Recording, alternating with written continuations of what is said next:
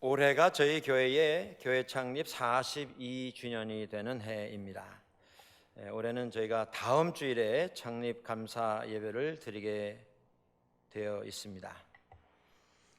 교회 창립을 우리가 맞으면서 항상 우리는 지나온 날을 돌아보지 않을 수가 없습니다. 하나님 앞에서 지난 날을 돌아보며 우리가 확인하고자 하는 것은 지난 날 어떤 일이 있었는가, 거기서 그치는 것이 아닙니다. 돌아보면서 배우고 깨닫는 것입니다. 그리고 반성하는 것입니다. 어떻게 하면 하나님께서 이 시대에 우리에게 맡기시는 사명을 잘 감당할 수 있을 것인가? 이 시대뿐 아니라 하나님께서 또 다른 42년을 우리에게 맡기실 때에 그것을 우리가 어떻게 감당할 것인가? 그 해답을 찾는 목적이 여기에 있습니다. 우리 한국 사회에 잘 알려진 문구가 하나 있습니다. 아마 2002년 월드컵 때 등장을 한 그런 문구가 아닌가 생각을 합니다만은, 꿈은 이루어진다. 여러분들 다 한 번씩 들어보셨을 것입니다. 그 표어를 외치면서 2002년도에 온 나라가 열광했습니다. 온 국민들이 참 행복했었습니다. 그 꿈이 그대로 이루어지지는 못했지만, 또 그것이 영원히 지속되지는 못했지만, 온 나라가 정말 감동을 경험하는 이런 시간들 함께 소유를 했습니다. 제가 아는 어떤 젊은 남자 집사님이 자기 휴대전화에다가 사진이 올라가고 거기 뭐 문구 하나씩, 좋아하는 이런 문구 하나씩 올리는 이런 칸이 있지 않습니까? 거기다가 이렇게 적어 놓았습니다. 꿈은 이루어진다. 너무나 우리가 익히 하는 문구입니다. 그런데 거기서 끝나지 않고 그 밑에다가 이렇게 적었습니다. 진짜? 그리고 물음표를 딱 찍어놨습니다.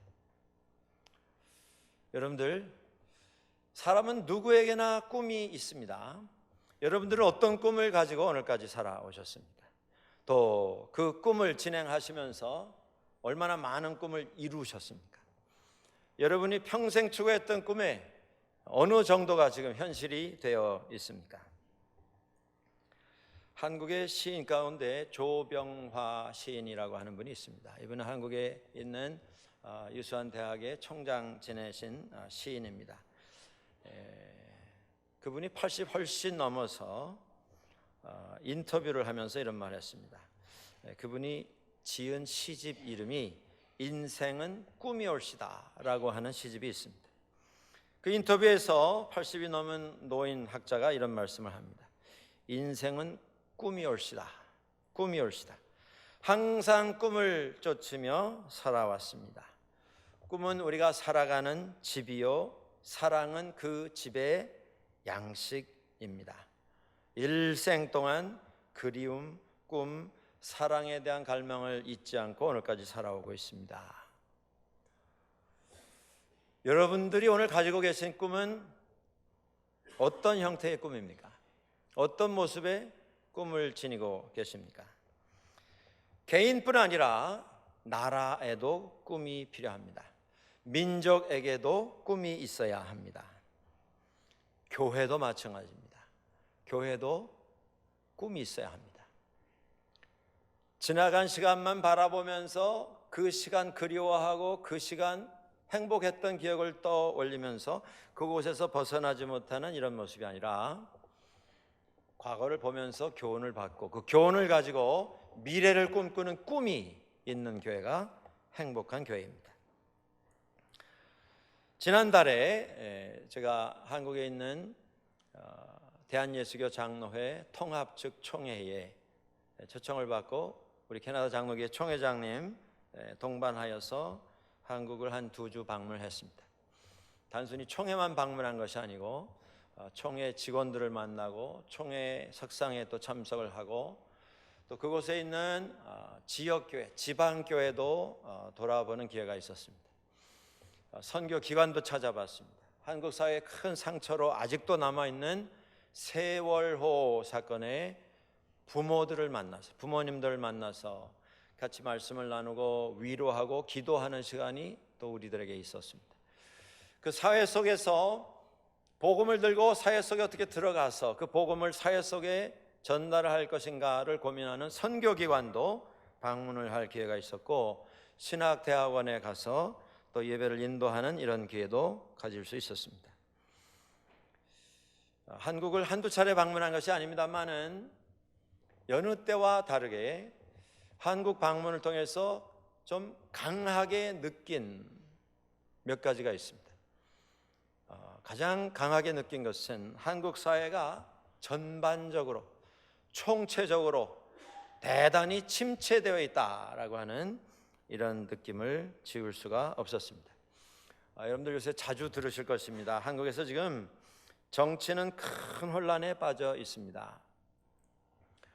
대통령이 관여가 된 듯 보이는 이런 부정, 부패, 각종 의혹과 추문이 이어지면서 점점 사람들이 정치권을 불신하는 이런 분위기가 조장이 되어 가고 있습니다.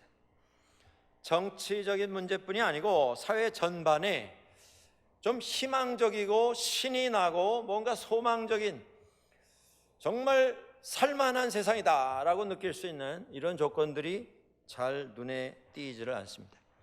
많은 젊은 사람들이 학교를 졸업하고 직장을 잡기 위해서 수고를 많이 하는데, 그저 원하는 직장에 들어가서 삶을 좀 여유를 가지면서 진행하는 사람의 숫자가 많지가 않습니다.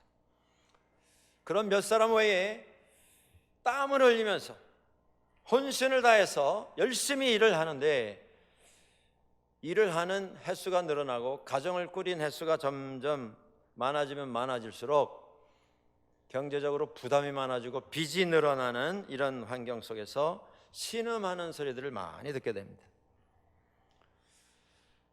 더욱더 염려스러운 것은 이제 다음 세대, 지금 20대, 30 막 넘어가는 우리 다음 세대를 책임질 젊은 청년들이 벌써 실망하고 있습니다. 소망을 찾지 못한 채 방황하는 이런 모습들을 보게 됩니다. 사회에 대해서 불신하고 냉소적인 이런 모습들을 가지고 있는 것을 보게 되었습니다. 경제적으로도 대단히 힘든 이런 상황입니다. 몇몇 큰 유수의 기업들 제외하고는 다들 힘든, 특별히 중소기업 또 영세민들은 대단히 힘든 시기를 지금 지나가고 있습니다. 이 모든 사회적인, 경제적인, 정치적인 상황의 배후에 근본적인 문제가 하나 있습니다. 그것은 인구 감소 문제입니다. 당장 우리 눈앞에 나와 있는 통계만 봐도 염려를 아니할 수가 없습니다. 2023년, 지금부터 한 6년 정도 남았습니다. 2023년이 되면 지금 한국 군대에서 유지하고 있는 군인 숫자가 충족이 안 됩니다. 군대에 갈 만한 젊은 남자들 숫자가 줄어들고 있기 때문입니다. 2020년, 불과 2, 3년밖에 남지 않았습니다. 2020년이 되면 한국에서 고등학교를 졸업하는 모든 학생들이 대학의 전원 100% 진학을 해도 지방에 있는 대학까지 다 통계를 내면 대학 정원이 다 채워지지 않을 것이다. 이런 통계가 나와 있습니다. 제가 방문했던 우리 장로 교단이 대한예수교 장로회 통합 측 교단입니다.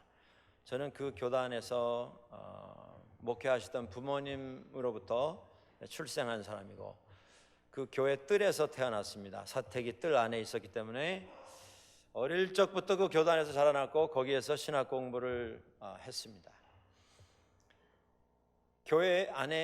교단 안에 들어와 있는 교회들이 전국적으로 8,700여 교회가 됩니다.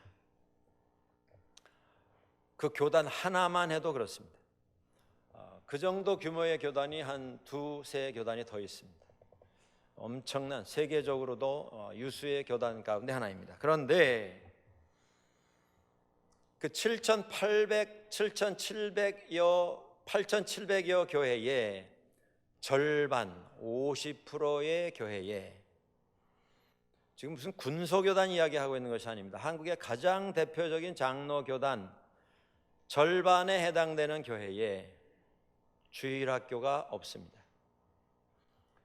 관심이 없어서가 아니고 다음 세대를 교육하고자 하는 의지가 없어서가 아니라 아이들이 없기 때문에, 그 지역에 사는 아이들이 없기 때문에 주일학교가 운영이 되지 않고 있습니다. 50%의 교회들. 한국 기독교회의 개신교회가 지금 성장의 일로에 있다가 정점을 찍고 등록교인의 숫자가 감소세로 돌아서기를 시작했습니다. 지방에 있는 교회들은 이러한 일들이 아주 대단히 급박한 현실로 지금 다가오고 있습니다.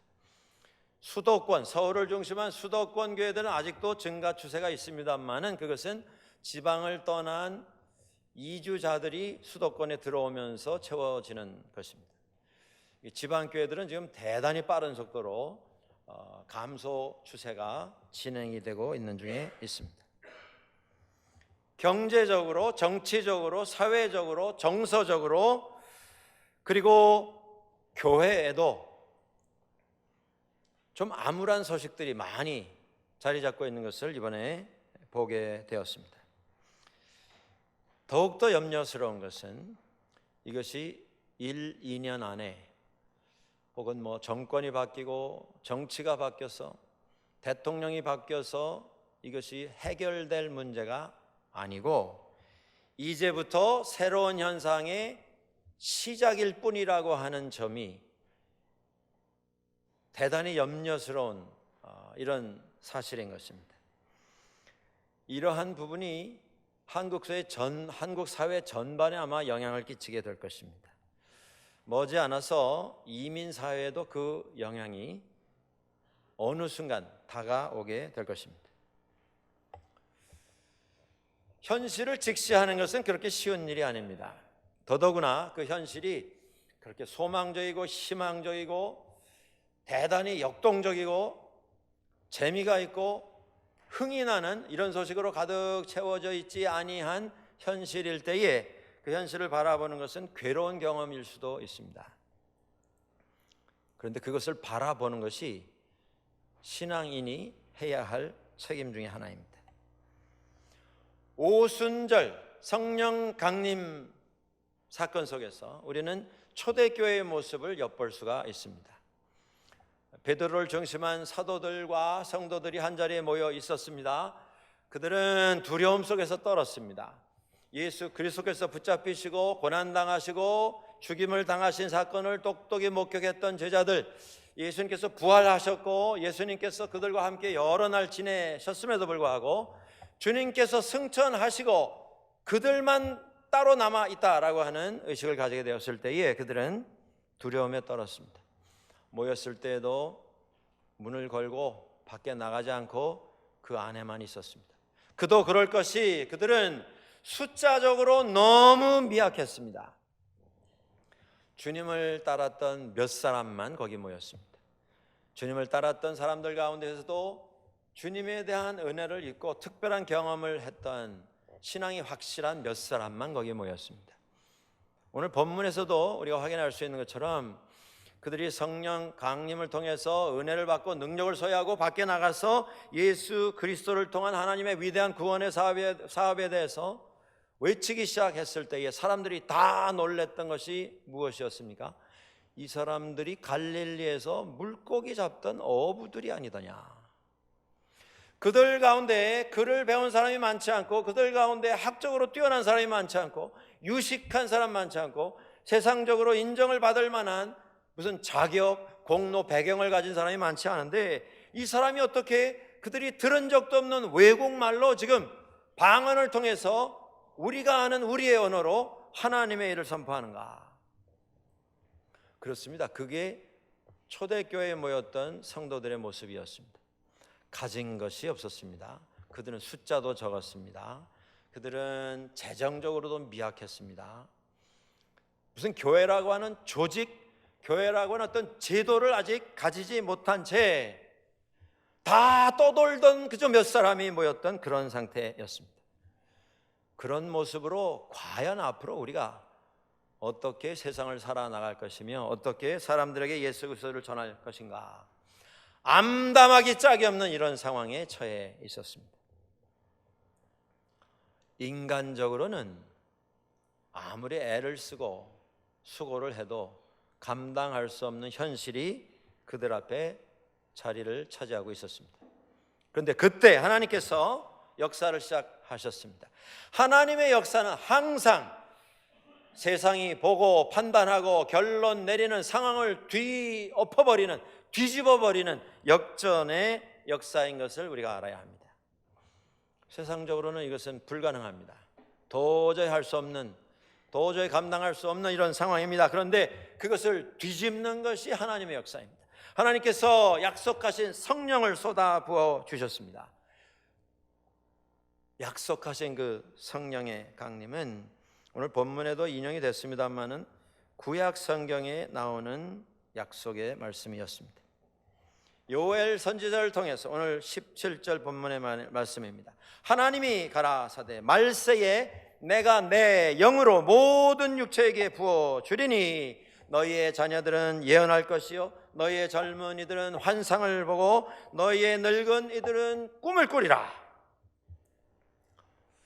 암담한 상황 속에 하나님이 준비하신 하나님의 역사가 시작이 됩니다. 그 역사는 성령 강림입니다. 오늘 우리가 우리 앞에 다가오게 될 10년, 20년 후를 준비하는 모습이 필요합니다.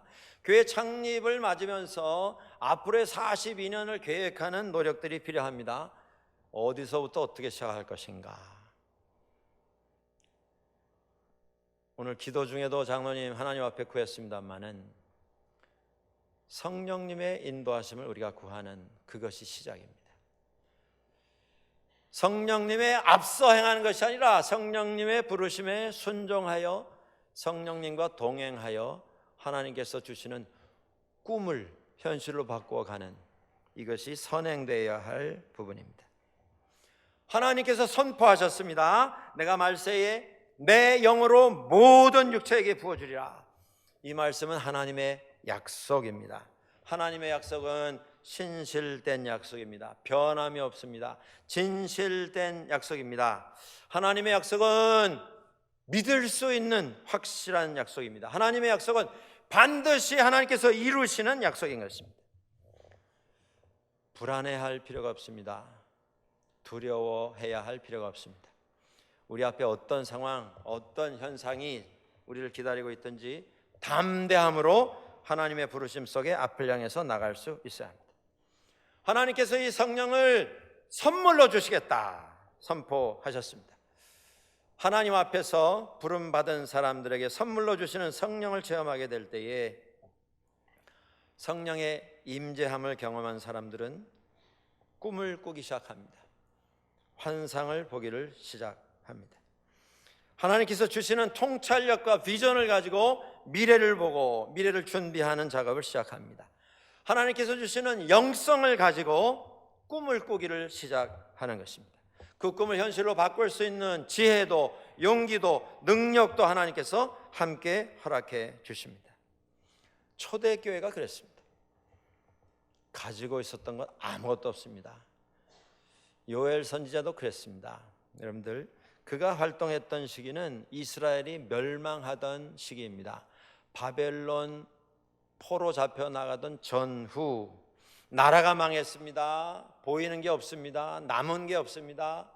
눈앞에 확인되는 어떤 소망의 근거를 제공할 조건이 하나도 보이지 않습니다. 그런데 하나님께서 내가 모든 육체 위에 성령을 부어주리라 말씀하셨습니다. 그 성령의 체험을 받아 초대교회가 움직였습니다. 어떤 고난이나 시련 앞에서도 목마름과 배고픔과 매맞음과 감옥에 갇히는 그리고 끝내는 죽음을 당해야 하는 이런 현실 앞에서도 그들은 굴하지 않았습니다. 어떻게 그렇게 할 수가 있었습니까? 하나님께서 보여주신 환상이 그들에게 있었기에, 하나님께서 확인시켜 주신 꿈이 그들 앞에 있었기에 그들은 굴복하지 않았습니다. 사도 바울이 스스로 고백합니다. 내가 돌에 맞아 죽었다가 깨어나기도 여러 번 했고, 여러 차례 돌에 맞았고, 감옥에 갇혔고, 배가 파손되어서 물에 빠진 적도 여러 번이고, 춥고 배고프고 목마르고 죽음의 협박에 시달리기도 했다. 그러나 사도 바울은 끝까지 굴복하지 않았습니다. 왜 그렇습니까? 그에게는 꿈이 있었기 때문입니다. 교회가 이런 꿈이 있을 때에 미래가 있습니다.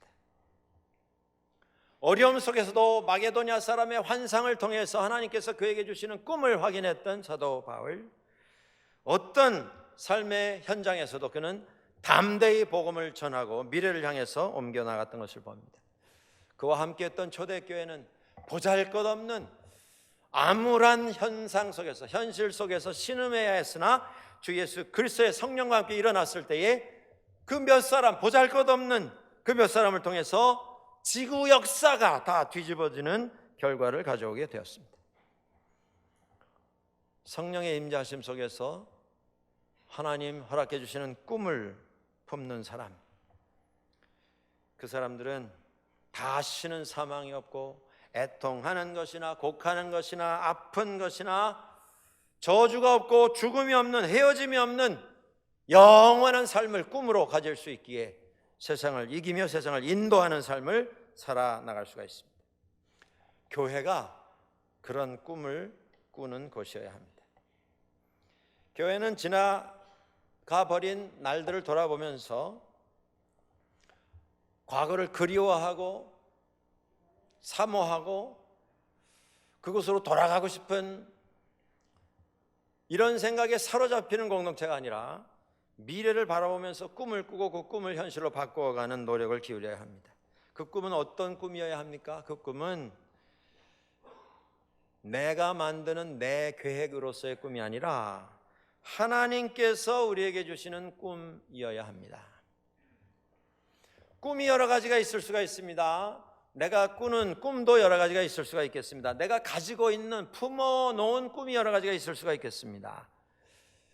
그 꿈 가운데 이것이 하나님의 허락해 주신 꿈이다라고 하는 것을 확인할 때 우리는 움직일 수 있어야 합니다. 느헤미야라고 하는 사람이 있었습니다. 그는 이미 포로 잡혀나가서, 이스라엘이 망한 다음에 포로 잡혀나가서 생활했던 사람입니다. 그런데 그가 총명하여서 종으로 잡혀나간 그곳에서 왕의 총애를 받아서 왕의 신하 가운데 한 사람으로 선택을 받습니다. 높은 고위직까지 올라갔습니다. 그 나라에서 출세한 사람보다 훨씬 많은 혜택을 받으면서 특권층에 속해서 왕 곁에서 왕을 보좌하는 일을 했습니다. 안정한 이런 꿈, 호화스러운 꿈, 편안한 꿈, 부귀영화를 누리고 권세를 누리는 그런 꿈에 취해 살 수 있었던 사람입니다. 그런데 하나님께서 그를 부르시고 그에게 하나님의 꿈을 보여주셨습니다. 이제 조국으로 돌아가서 이스라엘을 재건하는 일을 위해서 헌신해라. 하나님의 꿈이 그에게 임하셨을 때에, 하나님의 비전을 느헤미야에게 보여주셨을 때에, 느헤미야는 자기가 추구할 수도 있었던, 자기가 꿈꿨던 그 꿈을 내려놓고 하나님의 꿈을 붙잡고 순종하여 목숨을 걸고 이스라엘을 재건하기 위해서 자기가 누렸던 모든 것 다 포기하고 개척의 길을 떠나 고향으로 돌아갔습니다. 그게 하나님의 꿈입니다. 나를 유익하게 하는 게 아니라 하나님을 기쁘시게 해드리는 꿈, 그것이 하나님의 꿈입니다. 좋은 예가 다윗입니다. 다윗에게 있어서 평생의 소원은 하나님 예배하는 성전을 짓는 것이었습니다. 여러분 평생에 성전 건축을 해보신 적이 있으신지요? 어떤 분은 이렇게도 말씀하십니다. 성전 건축은 정말 일생의 특별한 은혜다. 이것은 뭐 하고 싶다고 해서 할 수 있는 일도 아니고 정말 하나님께서 은혜 주셔야만 할 수 있는 일이다. 다윗이 그 꿈을 가지고 있었습니다. 그게 다윗의 소망이었습니다. 다윗의 그 소망은 정당한 것입니다. 하나님 사랑하는 사람이 하나님 예배하는 성전을 짓자고 하는 것 얼마나 아름답고 고귀한 꿈입니까? 필요한 꿈입니다. 이스라엘이 아직 성전이 없었던 시기에 성전을 짓는 것, 모든 사람에게 다 유익이 될 그런 꿈이 아닙니까? 오래 기도했습니다. 그런데 하나님께서 그의 기도에 응답하시면서 확인을 시켜주셨습니다. 네가 아니라 내 아들 솔로몬을 통해서 성전이 건축될 것이다. 평생 소원이었고 꿈이었는데 하나님께서 그러한 하나님의 꿈 계획을 확인시켜 주셨을 때에 다윗은 자기가 가지고 있었던 꿈을 내려놓습니다. 왜냐하면 그것이 하나님의 꿈이 아니라고 하는 것을 확인받았기에 그렇게 했습니다. 교회는 꿈을 꾸는 공동체여야 합니다. 그런데 그 꿈은 내 꿈이 아니라, 인간의 꿈이 아니라, 세속적인 꿈이 아니라 하나님의 꿈이어야 합니다. 거룩하고 신령한 꿈이어야 합니다. 거룩한 꿈과 세속적인 꿈을 가르는 기준이 어디에 있겠습니까? 세속적인 꿈은 욕심에서 잉태되는 것입니다. 야망을 통해서 지속이 되는 것입니다. 신령한 꿈은 하나님을 기쁘시게 해드리는 것입니다. 나를 유익하게 하는 것이 아니라 하나님께 영광을 올려드리게 하는 것입니다. 많은 사업가들이 꿈을 꿉니다. 내가 열심히 일해서 우리나라에서 가장 큰 기업을 세우리라. 엄청난 돈을 벌리라. 근데 문제가 어디 있습니까? 초점이 돈 많이 벌어서 우리나라에서 제일 영향력을 크게 끼칠 수 있는 그런 사업가가 되리라.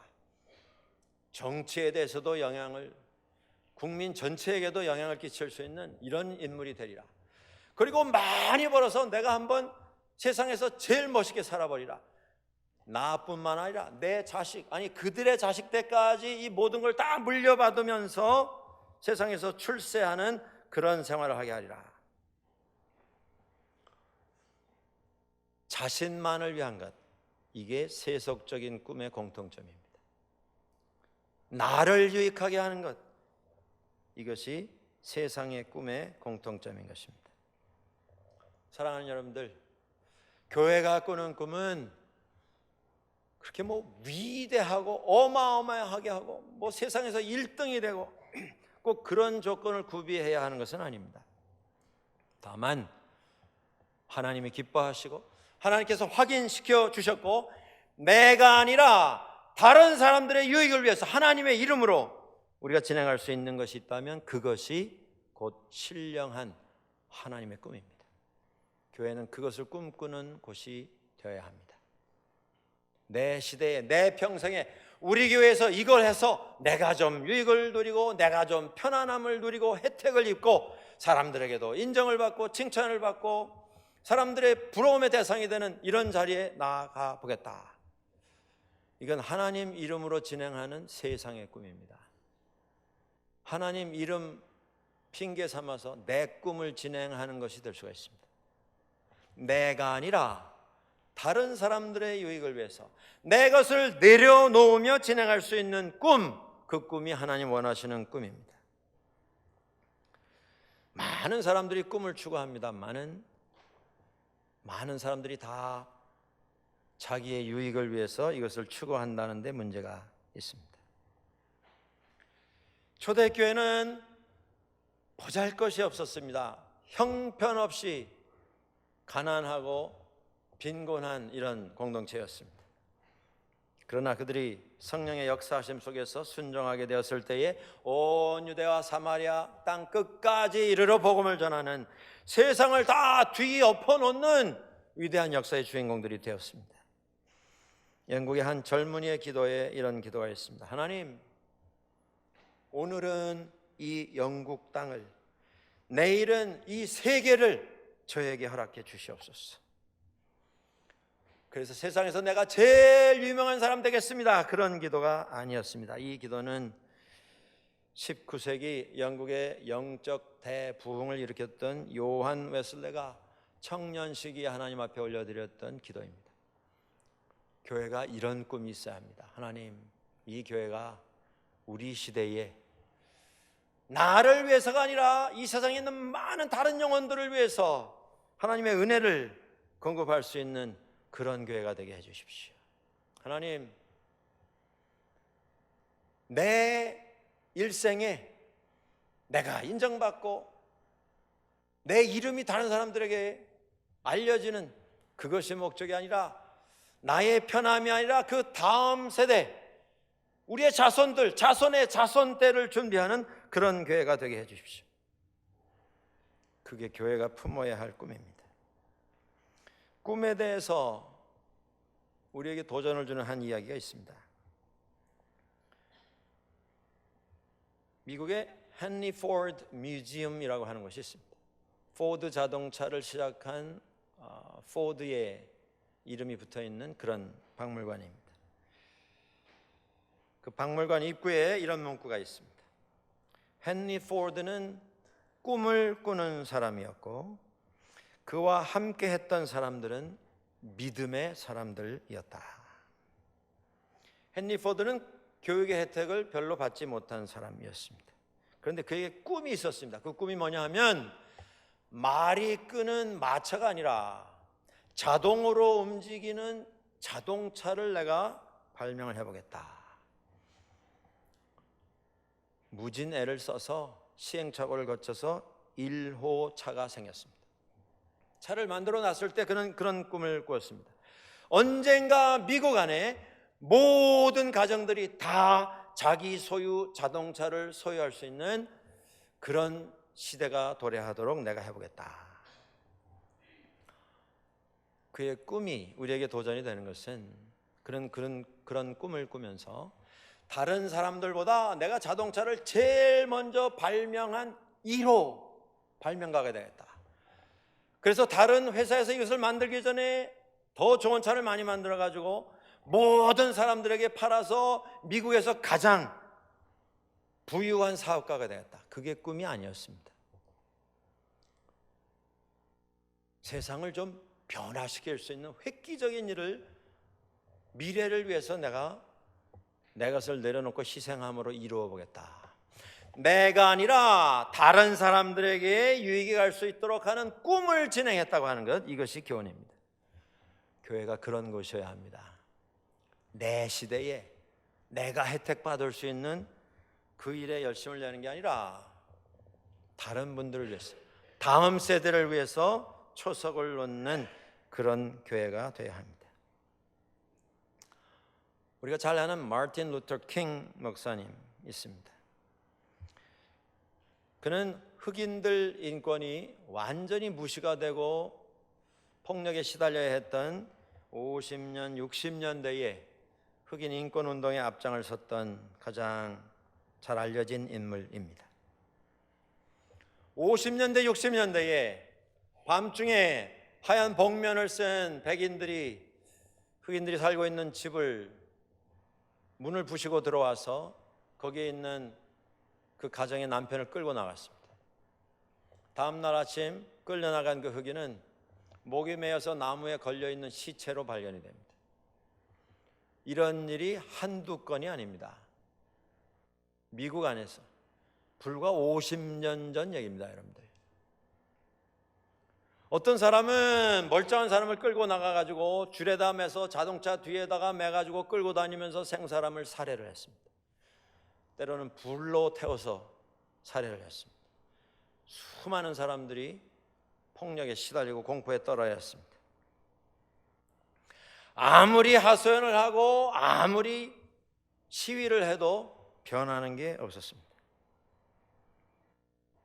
그러다가 여러분들이 같이 노력을 했습니다마는 특별히 마틴 루터 킹 주니어 목사님 많은 노력을 했고, 우리가 잘 아는 대로 63년도 8월 28일 날 워싱턴 광장에서 열렸던 평화 행진 때 그가 전 세계를 향하여, 전 미국에 있는 모든 사람을 향하여 설교를 합니다. 그 설교의 제목이 I have a dream입니다. 나에게는 꿈이 있습니다. 오늘도 많은 사람들이 끌려나가서 매맞고 차별, 학대를 받고 폭력에 시달려야 하고 공포에 떨어야 하는 이런 암담한 상황에 있으나 나에겐 꿈이 있습니다. 언젠가 이 나라에 자유와 사랑과 서로에 대한 웃음이 가득 차게 될 그날이 돌아올 것이라고 하는 것, 나에겐 꿈이 있습니다. 언젠가 흑인과 백인이 손에 손을 잡고 미시시피 강가를 함께 거닐게 될 그날이 도래하리라고 하는 것, 나에겐 꿈이 있습니다.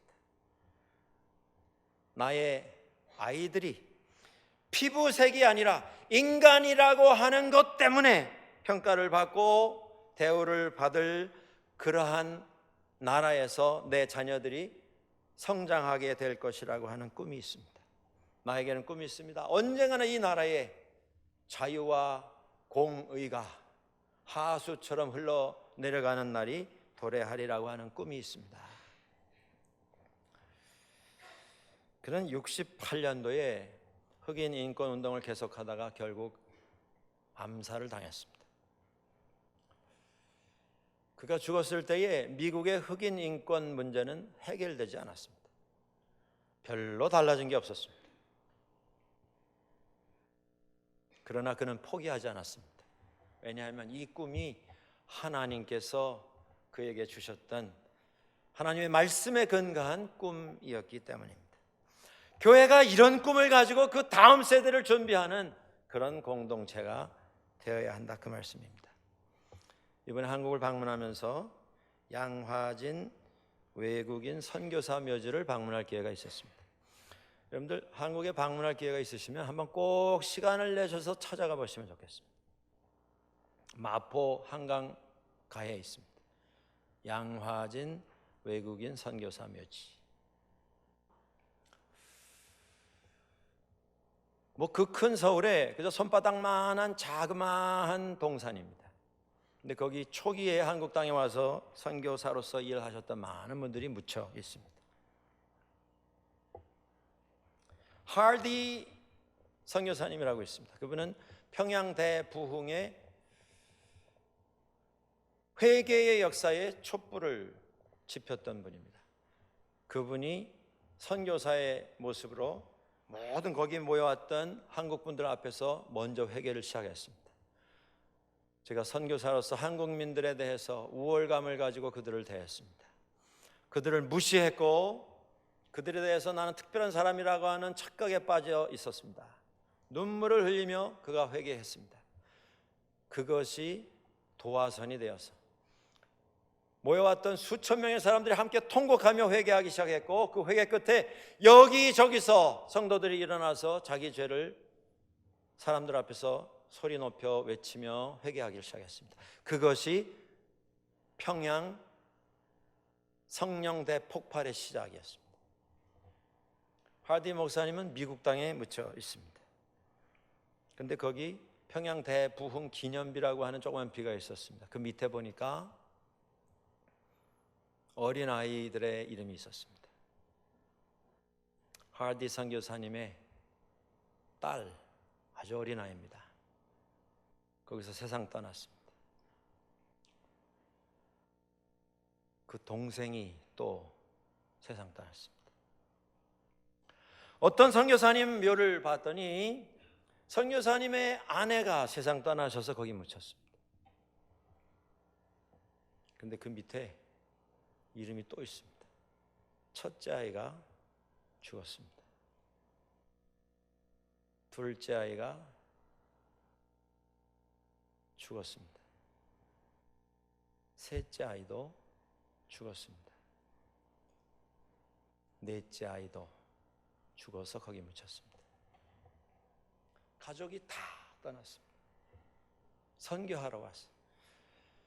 그런데도 그분들이 포기하지 않고 계속 그 땅을 붙잡고 섬겼습니다. 왜 그렇게 했습니까? 거기 뭐가 있어서?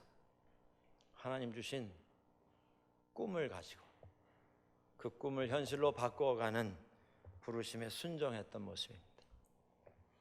그 여러 묘 중에 루비 팬드릭이라고 하는 여성 선교사의 묘가 있습니다. 그분은 미국서 파송받아 나왔던 혼자 여성의 몸으로 그 옛날 한국에 와서 활동했던 분입니다. 25살에 세상 떠났습니다.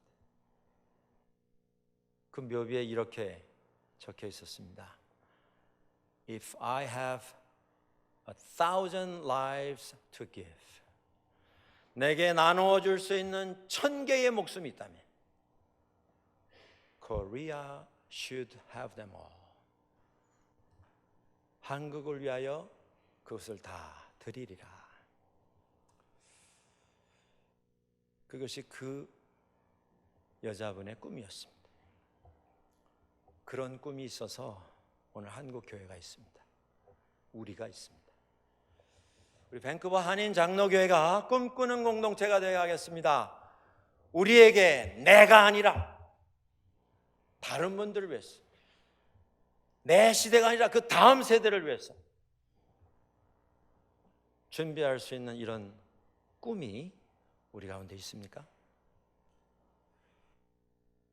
성령의 역사하심을 구하시고 그 꿈을 함께 감당하는 우리가 될 수 있기를 주의 이름으로 간절히 축원합니다.